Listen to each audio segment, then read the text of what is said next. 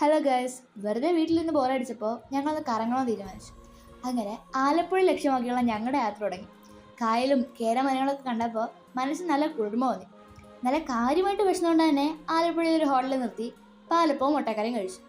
പിന്നെ അങ്ങനെ ലൈഫിൽ ആദ്യമായിട്ട് ഹൗസ് ബോട്ടിൽ കയറി. അങ്ങനെ കണ്ടപ്പോൾ എനിക്ക് എല്ലാ രസമൊന്നും തോന്നിയില്ല, ജസ്റ്റ് വളരെ നോർമലായിട്ട് തോന്നി. പക്ഷെ അകത്ത് കയറിയപ്പോൾ കഥ മാറി. അവിടുത്തെ റൂമൊക്കെ നല്ല വിൻറ്റേജ് എഫക്റ്റായിരുന്നു.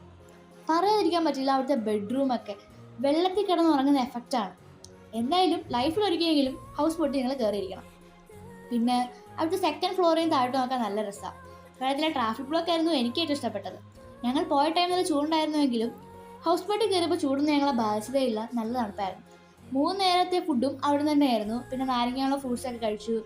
അതിനുശേഷം ഒരുപാട് എൻജോയ് ചെയ്ത ശേഷം ഞങ്ങൾ ആലപ്പുഴ ബീച്ചിലേക്ക് പുറപ്പെട്ടു.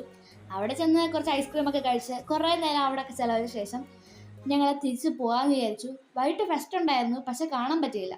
എന്തായാലും ഞങ്ങൾ പോകാനുള്ള യാത്ര തിരിച്ചു. ഇപ്പം ഞങ്ങൾ പത്തനംതിട്ടയാണ് കണ്ടുകൊണ്ടിരിക്കുന്നത്. So bye bye, see U.